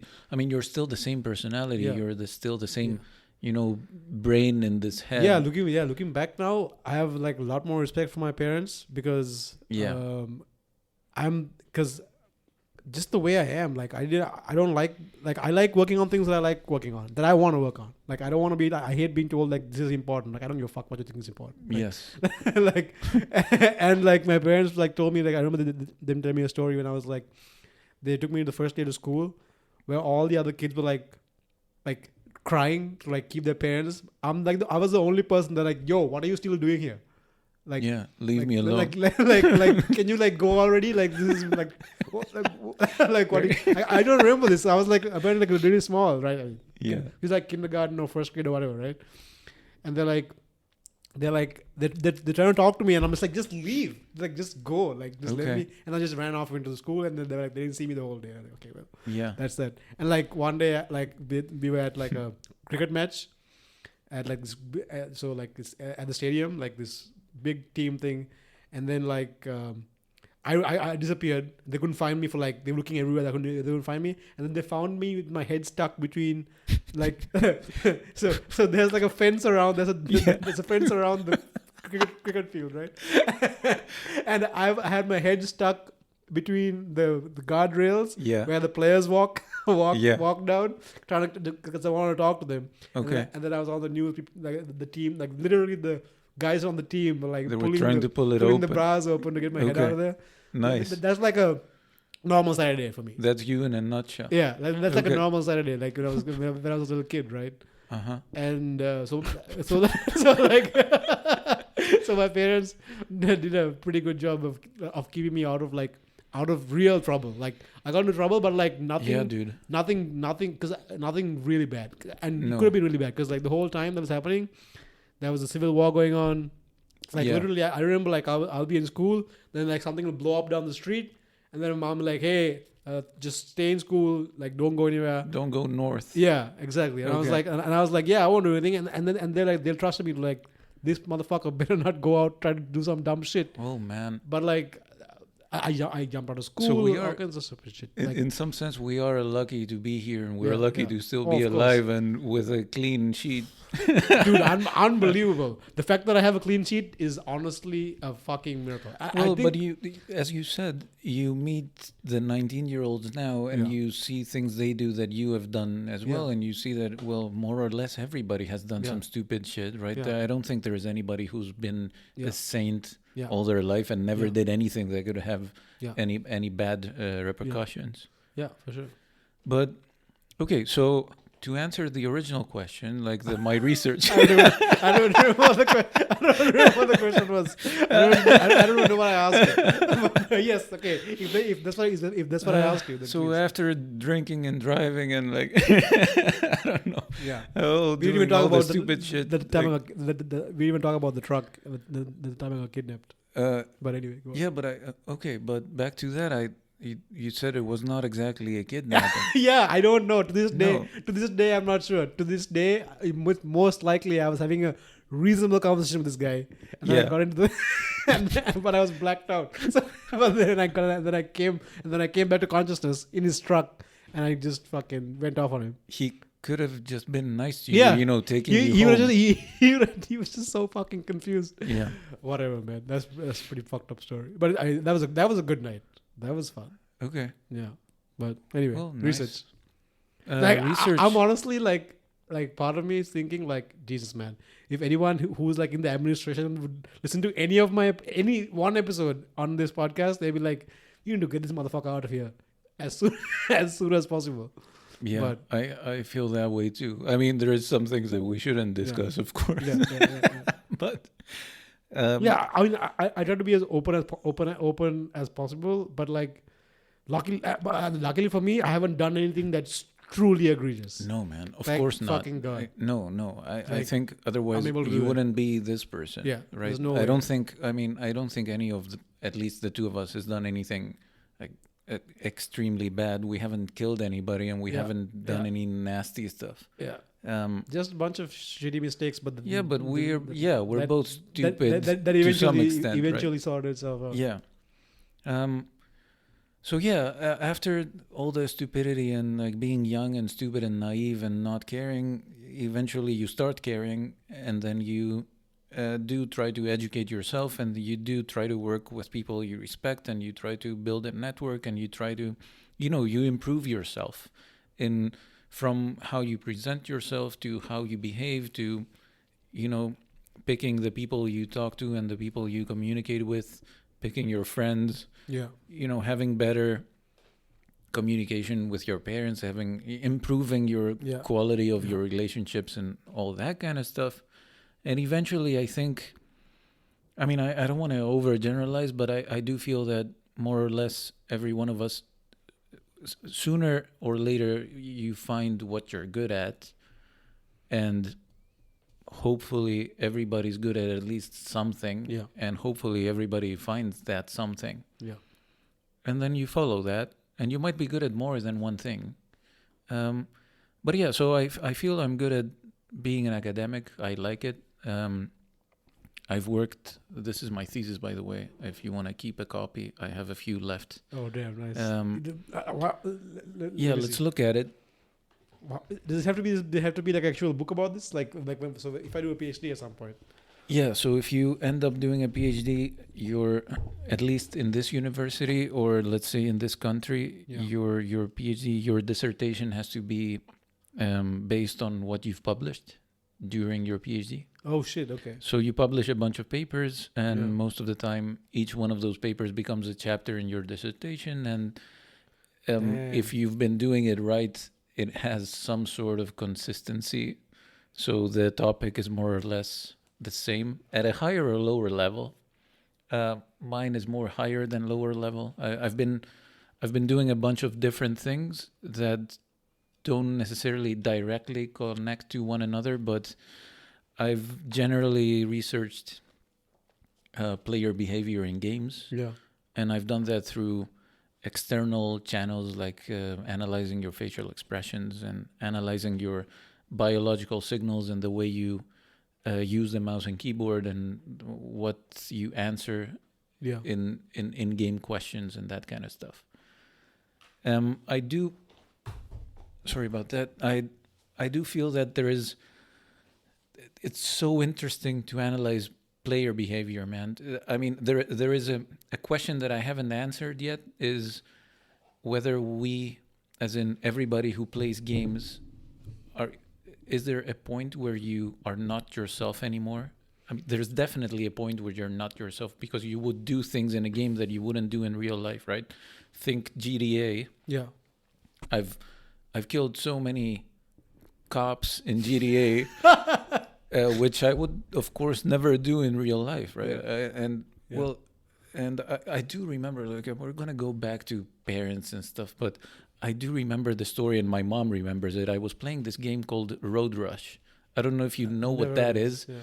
It was late 90s, I think. And I always had a connection to the Netherlands because my mom's Dutch, and I would come here, and I had a very good friend in Oosterhout, where my mom comes from. And he's the first person I knew that had a second CD slot in his computer could burn CDs. Yeah. So he would burn games. Those were the days. Yes, dude. He was like in high school, and he would make money out of it. Yeah, I remember because he would burn CDs for other people. That was like the first thing I did when I built a computer. So there was this, I don't know, journal or like just a newspaper, whatever, and every Sunday they would have a bunch of mini games. One of them, or demos of games. One of which was a Road Rush, which was a very simple game. You were on a bicycle and you were just driving forward. So it was, old school video game where the bicycle, the bike, proper bike stays in the screen, and the road. It's stable, but then the road is traveling towards the player. And then the goal of the game was to hit people that were trying to cross the road, and then police bike would come near you, and you could kick them off the bike. And anyway, it was let's say this sounds vaguely familiar. Okay. I can show you afterwards, but this was a game that, let's say, my mom did not appreciate me playing when I was 11. Because it teaches you bad behavior. Apparently. So she asked me to uninstall it, and I did, and I threw away the CD, and my mom was so proud, and to this time she tells me, do you remember you were playing this thing where you were killing cops on a bike and you were running over grandmas and you would get 1,000 points and stuff? And I still joke about that sometimes. But so you play games, you do things that you wouldn't do in real life, but there's probably a limit to that. And in general, analyzing somebody's behavior and decision-making during games, and specifically in this dissertation, video games, is very interesting. I didn't necessarily study what you do with respect to who you are. But, well, long story short, everybody's different. We all play differently. In some cases, we do behave the same way, and we all have our limits, and to some extent, we do converge to, the average gamer. Yeah, the question of how much do you... So, what was the question? Like, how much do you become the character you're playing? How much do you embody the person you're playing? What's the... Like, what? Like, because you said it's a question you haven't been able to answer yet. Like, but what? No, but I would like to answer that. I mean... How much do you... what is, like, how would you define that? Well, there's a lot of aspects to look into. What a project that we're starting now and will start in December and will last a few years, like at least 4 years, is moral decision making in video games. And I think part of that is analyzing, your moral decisions through video games, but then to see how correlated they are to what you would do outside of a game. So a research question could be like, to what extent is there a transferable knowledge from a video game to real life? So if we let you play a video game that poses hard moral dilemmas, does that make you think hard enough to apply? Well, does that make you think hard enough to make you apply the principles that you thought about during the video game in real life? Well, and hopefully yes, but does GTA make you think hard enough when you're throwing Molotovs at random cars? Does it make you think that you should not be doing that? Yeah, it's just fun. And it's also like you're unable to do this by the mechanics of the game, right? Yes. Like, but it's not like the mechanics of real life allow you to walk around throwing Molotovs at cars. No, it doesn't work that way. Like the real life mechanics don't work. I mean, like you could, but the consequence of doing so is different than in a game, right? Yeah, I mean, basically there is no consequence. I mean, there is in-game score. I mean, you get arrested in the game, you get killed in the game, you respawn, you keep playing. You just there seems to be a way for our brain to be like, this is not real. Let's just leave it there. Yes, but here's an interesting question. I think, at least for me, that's an interesting question. What kind of twisted guy, because it's definitely a guy, came up with a game where you can throw Molotovs at cars from a bridge? And what kind of twisted guy came up with a game where you ride a bike and you kick police officers and you run over grandmas crossing the street? Because it must be somewhere in our brains that, oh man, I would really like to do that without any consequences. And like video games enables that. The video games enable that. I don't know. Like maybe my reasoning is wrong, but that's interesting. Like, okay, like, so we know that, like, if we like, not everybody likes all video games, right? Depending on the kind of person you like. First of all, males tend to prefer different video games to females. Yes, we know this empirically. Yes, and like your personality and sort of like your other dimensions of personality also influence the kind of games you like. For example, for me, the most compelling, the most engaging, the most I feel like nothing else matters are games that are hyper competitive. Okay. Right? That are like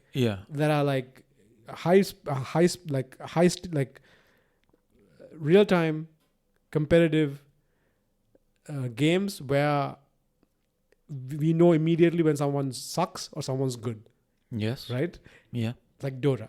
It's incredibly Dota, Counter-Strike, those games. Okay. The only reason I don't play, the only reason I have been spared the experience of Counter-Strike and Call of Duty and stuff is because I get motion sick playing FPS games. Okay. That's the only reason. Okay. And so other games like Dota 2, those kind of games like Red Alert, those kind of, I don't know if you ever played that game. Yes. I like those games too. Yeah. I stopped playing Dota 2 because like Dota at all, because when I start playing that game, nothing else is as fun for me. Yeah. Like, and maybe that game is not fun anymore. I mean, if you play to win and you're kind of addicted to it, I guess. Yeah, like for games like, for example, for me, games like GTA had no appeal at all. No. It didn't. Okay. It didn't like, I didn't. That's kind of, for me, that would be a game that I play between the two Dota games. Yeah, exactly. That's right? Exactly what it was like. I would play 5 minutes of GTA a quick chess game or something. Exactly. There's no because appeal I'm to me in at queue all. waiting to get matched with other. Exactly. So for me, I like to play not necessarily hyper competitive, but I like to play against other people. Yeah. I cannot play something against the computer. I feel it's stupid. I figure it out fast and then it's boring. It's weird. Like, it's really weird because that's my experience. So if you look at the time of, if you looked at the amount of time I've spent playing video games, yeah, almost all of it. Like, it's, I mean, like when I first started playing video games, there was when I was like, you know, a little kid, I think the first video game thing that I had was a Game Boy Advance. Yeah. And my uncle bought it for me when he came from Canada, and like my mom was like, I was asking my mom for it, and then like he was just like, he snuck me off to the mall. Yeah. And he bought it for me, and my mom was fucking furious. Yeah, of course. Right? Yeah. And then he bought me that, and the first game he got me was like a Lord of the Rings game on the. I was expecting Pokemon. Yeah, but like they didn't have Pokemon there at the time. Okay. And like Pokemon was like my next, so it's like Dora, then Pokemon, right? And but that was before. So before I started playing Dora, though, yeah, there was a really big distribution. There's a wide variety of games that I enjoyed. I enjoyed FPS games, not FPS games. I never could play FPS games. I really enjoyed never. Like you never played Unreal Tournament. I can't play that shit for like more than 15 minutes. Like I start getting nauseous. You're missing so much. But games that I could play in third person, I was fine. Yeah. So like FPS games, so not like shooter games, but not in the first person, I was fine. So I would just switch the view to like some games that let you do that. I was fine. I'm trying to remember where's Solid Snake come from? Metal Gear. That was good. I love Metal Gear. Metal Gear. Yes. So, dude, I used to play Metal Gear so when I first started playing, I didn't have a before. I'm trying to think. Like, I had experience with consoles before I started playing PC games. Yeah. Right, and my friends, so like my parents worked their ass off and got me from like a broke ass shitty school to like a really fancy, the fanciest school in Sri Lanka. Okay. And all my friends were fucking loaded. Yeah. Right, and they had consoles. You had access to. Yeah, and I had consoles. Yeah. So like I remember the first PlayStations, like when they first came out, I was like, fuck, this is amazing. So on the PlayStation, there was I played a wide variety of games and I enjoyed all of them. Yes. Then somewhere along the line, so on the computer also, and then eventually I made a computer. I liked all kinds of games, like car racing games were also a huge fan. I was also a huge fan. Need for Speed, like modifying the cars, all this stuff was really fun. Dude, even Crash Bandicoot. Yeah, that was great. For hours. Yeah. Like I used to play NBA, 2K, like all this stuff, fighting, and then you discover the love of your life. and then Dota happened. I don't know, dude. I don't know what happened. I don't know where it came from. But like one day, it just feels like one day I was playing all kinds of games, and then next day, all my friends and I, all we did was play Dota. Yeah. Right. And it just sucked me in. And then I was like playing competitively, and I was like doing all this kind of stuff. But dude, the game. I mean, the game is genius. Yeah. The only break in this stint of Dota, the only break was Elder Scrolls. So Oblivion and Skyrim. No World of Warcraft? No World of Warcraft. You never played World of Warcraft? Didn't find the appeal at all. My friends gave me like a 1 month free trial. I was like, this is fucking boring as shit. Really? Yeah. Didn't like Elder Scrolls. Didn't like Guild Wars. Okay. Any of this. I was like, this is fucking... It just didn't... It didn't give me the same thrill, same thrill of Dota. not only that, like... I think what got me the most was like the straight up ability to just like show that I was just crush people and be like, I am better than you. Yeah, you will suffer for the next 40 minutes, motherfucker. like that feeling, holy shit! Like that's. I like that. I like that. Like, I remember like, dude, this is the best story. This is one of my favorite stories. Okay. Yes. So I had a friend. I had a friend who had this delusion that he was amazing at everything he does. Okay, especially Dota. Until he played against you. so like this motherfucker was convinced, right, that he was like just amazing at Dota, and I took every opportunity to shit on him. One day, right, one like I don't know what was happening. One day, him and my other friends were having a LAN party at my friend's house. They was hanging out, playing video games, playing Dota, right? And then I had a party to go. I had a party that night, so I was like, I'll join you guys like at night. Okay. So I went out. We went out. I was drunk. I went out. Had a good time. Yeah. I was hammered, and I joined these guys later at like 1 a.m.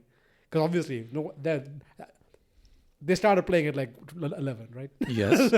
So it's like, so they're all playing. I come home, come to my friend's house, wasted, and they're playing, right? And then like this guy and his other friend, they're good friends, okay? Okay. And they were like hanging out there, and I was shit faced. I was like, I bet. I remember distinctly that at this point I had no pants on either. I was in my underwear because I was just like, I was drunk. And I was like, oh, it's too hot in here, so just t-shirt, boxers on, and I was like, I bet, right? I bet I could beat both of you 2v1 in right now. And he's like, bro, why are you doing this to yourself? I'm like, come on, man, let's go. I'm like 10 shots of vodka in. Like, what do you have to lose? No restrictions, nothing. Like right? Any hero, anything. Okay. So I was like, okay, let's go. And I was like, let's go. And he was like full hyped, and game starts, right? And I just wrecked these two in the game, right? Just like crush them, and that is still one of my favorite memories. Like just that feeling of like your favorite childhood memory. The feeling of like destroying them, looking above the screen and looking them in the eyes and like, I am better than you will ever be at this game. But I don't get the vibe from you that you're,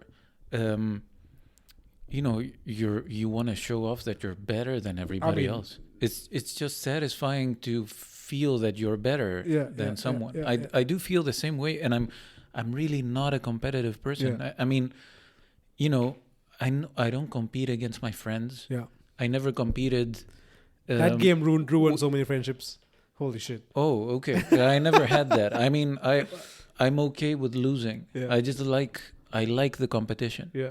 To some extent, it's close to what you're saying, but you're more into winning. Yeah. I'm more into competing. I don't mind if I lose. I know that somebody has to lose, but for that exact reason, I cannot play single player stuff. Yeah. And sometimes I feel I cannot even play team-based stuff. Yeah. I know you do a lot of sports. My favorite sport of all time and what I've been doing for, 30 years is tennis. Yeah. And I literally hate doubles tennis. Yeah. I cannot play doubles. Yeah, I mean, like, look at I did powerlifting for 10 years. Yeah. It's a solo sport. Yeah. Right? Yes. And now I'm doing jiu-jitsu. It's like one-on-one. Yes. Which is nice, right? You rely on yourself. Yeah. You're either better or worse. That's the same feeling I have for... the same reason I fucking hate group work in university. I'm like... Every professor I ask, like, yo, can I do this on my own? Because that's what's going to end up happening anyway. Just like fucking... What's the problem? What's the big deal? Right? But no luck. So okay. But... it's weird, like, I'm not, things have evolved over time.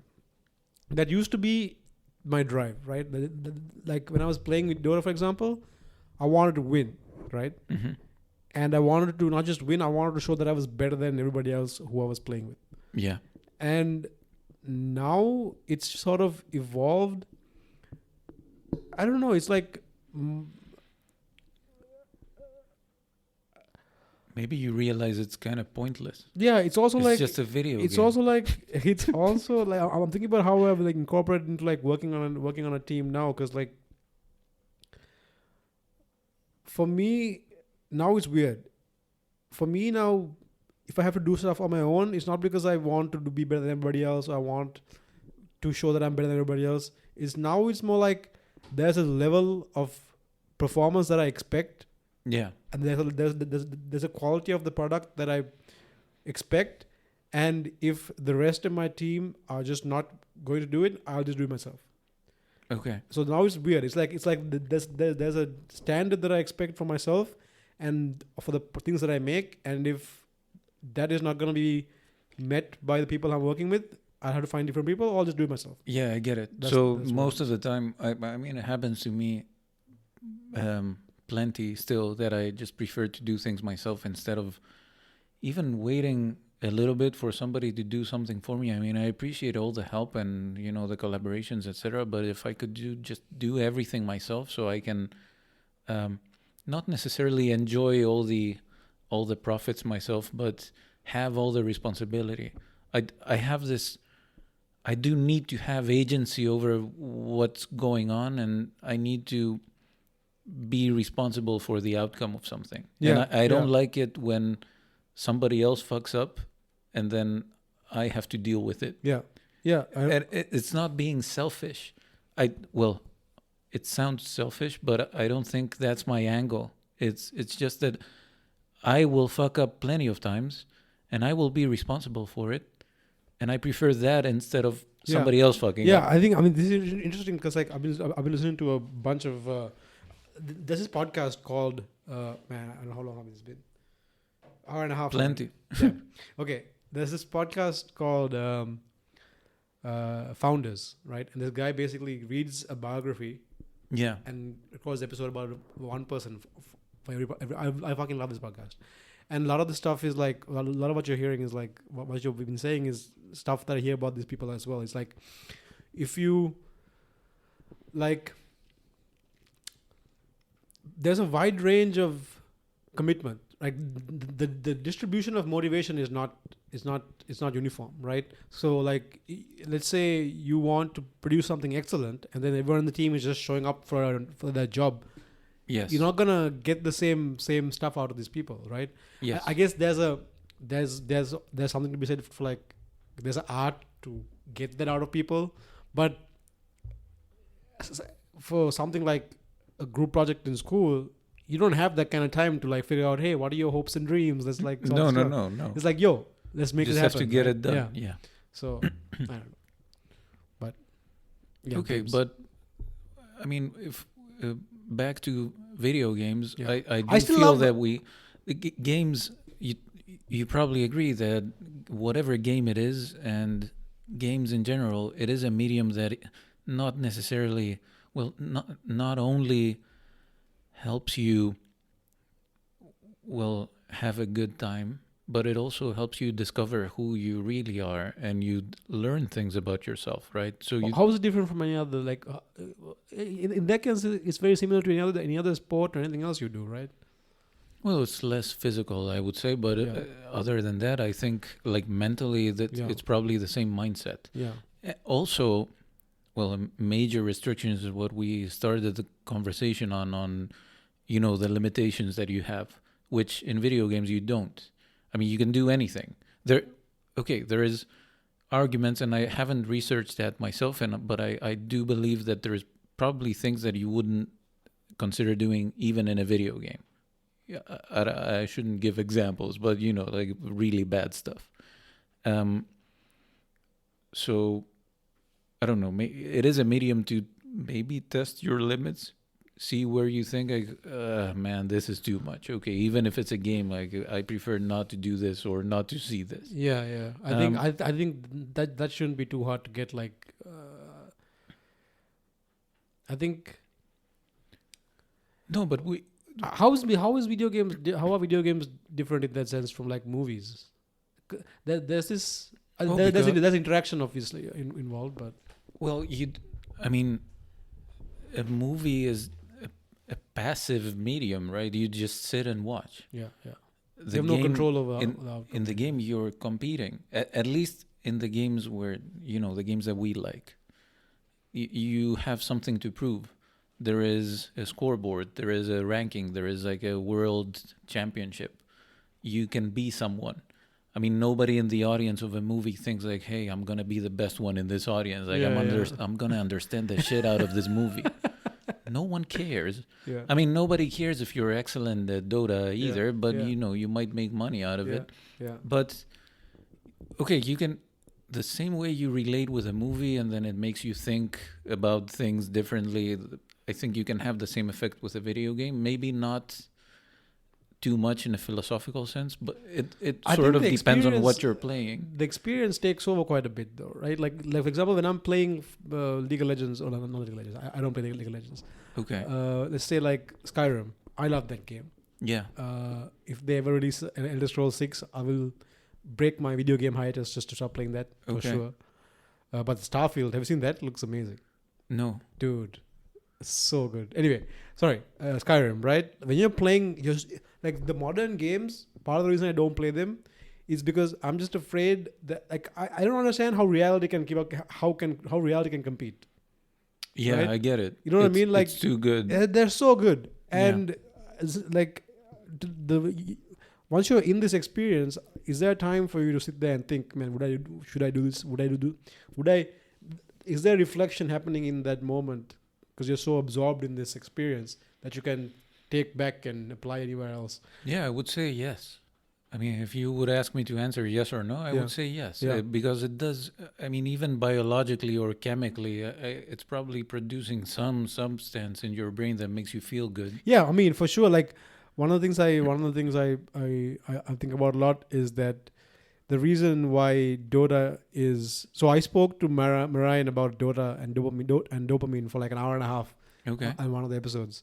And I was like basically explaining to him my behavior when I'm playing this game. And he was relating it to neurotransmitters and neurochemicals. And I was like, oh, that's pretty nice. So you're a typical case of whatever. Yeah, it's like when I'm playing Dota or when I'm about to play Dota, I exhibit all the tendencies of addictive behavior. Okay. Like, so for example... Before I start playing, if I've stopped playing for a long time, and I'm getting close to start playing, I start sweating. My heart rate goes up. Yeah. I feel like I'm about to do something really, really bad, and like, but I don't want to tell anyone about it. And then when I start playing, I like, if nothing else matters, I don't want to do anything else. And the more I play, the less I want to do anything else. I don't want to go anywhere. I don't want to talk to anyone. I don't want to do anything but play Dota. Okay. And he was like, yeah, this is how this works, and this is how dopamine works, and blah, blah, blah. I'm like, nice. And so part of the reason why games are so addictive and so good and like so engaging is because they leverage mechanisms built into your brain for dealing with the real world, and then they leverage those to make it more engaging in the virtual world, right? Like there are so many, like for example, in Dota 2, you grind, like the grinding is very fast in Dota 2. Like unlike World of Warcraft, let's say. Like you want to buy items, you farm. There's so much that's like, and there's a reason why games like this mostly attract males, right? Because there's a lot of behaviors that tend to be like video games are almost, if you take them by numbers, almost all purchased and played by males. It's getting more different now because different genres of games are coming out. But but it's not a surprise. Yeah. And because it leverages a lot of like psychological, things that males tend to have. And is like being competitive. Yeah, for sure. Being competitive like and showing like, that you're better. Yeah. Okay. Absolutely. Like competing for status, competing for resources. Like, I went through I have the whole phase of like video games, then evolutionary psychology and like marketing and like I have this. So a lot of these things all these things come together in video games where it's like they leverage, because it's not like the video game is creating a new brain chemical state that's making it so engaging. It has to, by design, it has to use the resources it has available to it, which is your brain. Yes. And therefore, even if a company is not overtly aware of the cognitive mechanisms that they're using to keep you engaged, if enough companies are making video games, they eventually will converge on mechanics. What makes it successful? On mechanics that drive engagement, right? Yes. Yeah. Okay. But there is a big discussion behind that because, I don't feel it's very hard to create an addictive game, but is it a good game or is it just addictive? Yeah. I mean, you might get addicted to something because it's good. I do think Dota is a good game, and I definitely think World of Warcraft is a very good game. And it's addictive because it's really good. I mean, it's hard. Like I guess part of it. I guess it's hard to what's the distinction here? Like Candy Crush is not. So you're saying Candy Crush is addictive, but it's not a good game. I mean, this. What is a good game? Like for me, okay, I can tell you what a good game is, right? A good game is not necessarily dependent on the game itself. It's dependent on the experience of a play episode. Like a good game of Dota is not a game where I just show up and just crush everybody. No. It might be. That's not the good game. Yeah, a good it might game, be a close loss. Yeah. Like okay. a close loss, it can also be a great game. Yes. A close win is a great game. Yes. A comeback is the best game. Right? Yeah, definitely. And when your teammates are like doing exactly the right thing, and then you come together and you make some moves. Like when a game has some mechanic, to allow you to do the comeback, to allow you to do the comeback, and to allow you to attain a experience of proficiency that you can't do alone. Like when you can do something together with another player, and then together you create some phenomenon like a team fight that you couldn't experience on your own. You just couldn't, because you needed the other teammate, and you needed the teammate to do the exact right thing at the right time. Yeah. When those things align, that's a great game. Okay, but not every game that is addicting is like that. No, it's not. And that's where I draw the line between good and addictive game. I mean, I cannot. I don't think I can necessarily give you you don't play an hour of Candy Crush and walk away feeling that was good. That was a good time. No, but it is an addicting game. I mean, in its own context. You can play that for hours, and you play that for like 2,000 levels. Yeah. Well, to some extent, I do think that it is a good game because it helps you kill some time, and it has its interesting moments. But this is completely subjective, right? For me, it's just an addicting game. It's not necessarily good. But, well, I think a good game is something you play also for the experience of the game itself, not just to like pass time, right? No, exactly. So and also a good game you could play once and then be satisfied and not have to play it over and over and over, and that's when you go into the addiction part. You can how do I give an example? I don't know. I feel like for example, Slay the Spire is a game that I recently appreciated. I did enjoy playing it. It's not like I played it for hours and I played over and over and over to test all the different possibilities and what can I do in this game. But I did find it a well-balanced, a well-designed game. I mean, that's what that's the thing. Dota hits so many of these boxes. It's unbelievable. Like even League of Legends hits so many, because not only, so it combines so many different mechanics. Like for example, it combines a status component. Yeah. Not only does it do that, it has a mechanic by which you can move up the status by increasing your competency in that game. Yes. Right? And literally billions of years of evolution. There's billions of years. Come down to playing Dota. There's billions of years of evolution behind this mechanic. Like, oh man, people are going, like lobsters, okay, have a similar neurological behavior. Like for example, to humans. Yeah. So it's that old. For example, if you have two lobsters and they fight, right, and then one of the lobsters loses. Yeah. He gets all sad and like dejected and goes away. Yes. You can give him antidepressants. And they react the same way as humans do. They come back up, they go back and fight again. Okay. Right? So if you think about Dota, not only does it give you lobsters have a status hierarchy that they can go up and down on. Okay. The Dota gives you a status hierarchy, not only a local one, which is just your friends, but also a global one with other people you have never met before. And it gives you it has a mechanic which is not just random, right? There's a clear pathway for getting better at this game. And how do you get better? You play more. Yes. And your brain is just like status hierarchy, clear path to move up in the hierarchy. And now it's value playing it. It's like, yo, fucking play the game. I'll just play and try to be better. Play the game, get better.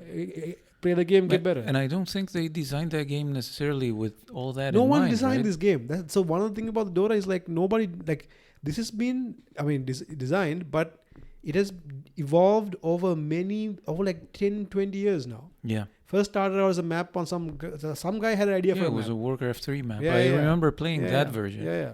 Which was, but even then, the first time, it was really hard to understand, you would just buy the recipe for something and think you have the thing. But it was quite complicated for what we used to play back then. Over many, many years, it has gradually incorporated many, many, many, many mechanics. Like League of Legends jumped,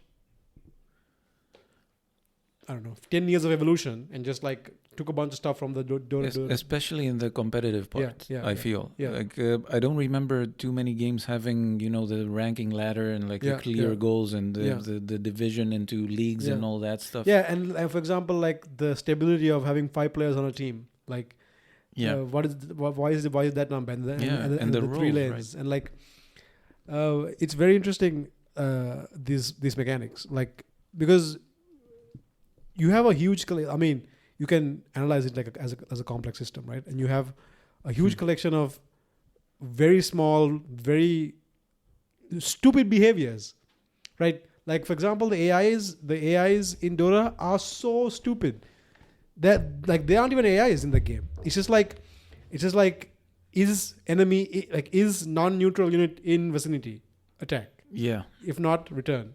Yes. Like super simple. The gold mechanics, super simple. The respawn mechanics, super simple.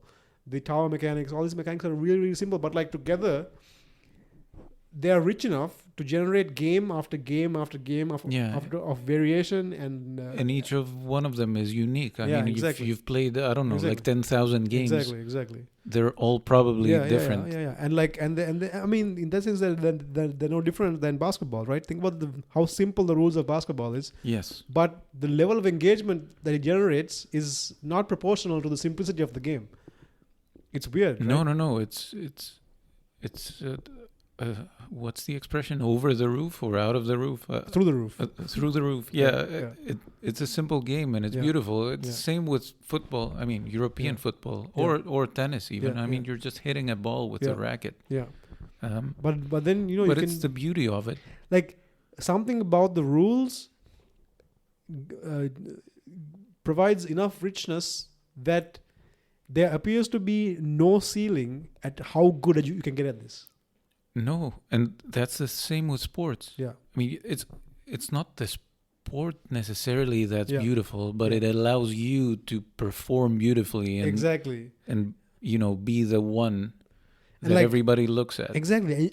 And like you can like no one says like Michael Jordan is the best that anyone will ever be at basketball. They say he's the greatest. He was one of the greatest. Yeah, but there's something about the game that lets you somehow push it just a little bit more, right? Well, team sports at least. Yeah. Like even individual sports to extent, but like for example, running marathons, right? There's this 2 minute like this 2-hour barrier or something, which is like some physically impossible thing to break to like for a human being to run that fast in this little time or some absurdness. But anyway, team games have this weird richness to them. Yeah, and I mean, it's not for everybody. Yeah. I mean, you and me, we enjoy team games. We enjoy the competition, and we probably also enjoy sports. Yeah. Physical sports, competitive sports. Yeah. But there is something for everyone. Yeah. Even if you don't enjoy the competition, and if you are more the explorative type. Yeah. For sure. The problem solver, the whatever. Yeah, in that sense, it's been a puzzle. It's been a puzzle to me how much I enjoy games like Skyrim and even Dragon Age. There's no clear. I'm just playing myself. They're like in-game enemies, but like, I'm still amazed that like I think those were like I enjoyed them for the experience because I also I like storytelling. I like good storytelling. I like exploring new environments in books and in video games. So games like that have been appealing to me. So if you would research human behavior, would you do that through games then? I mean, do you agree that it's a good medium? Or do you feel like you're a different version of yourself when you play?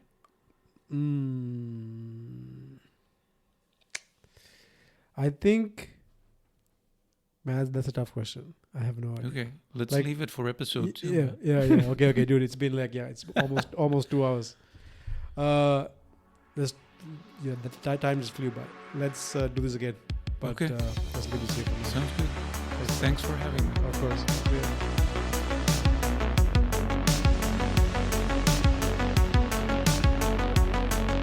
This has been a One Deeper podcast.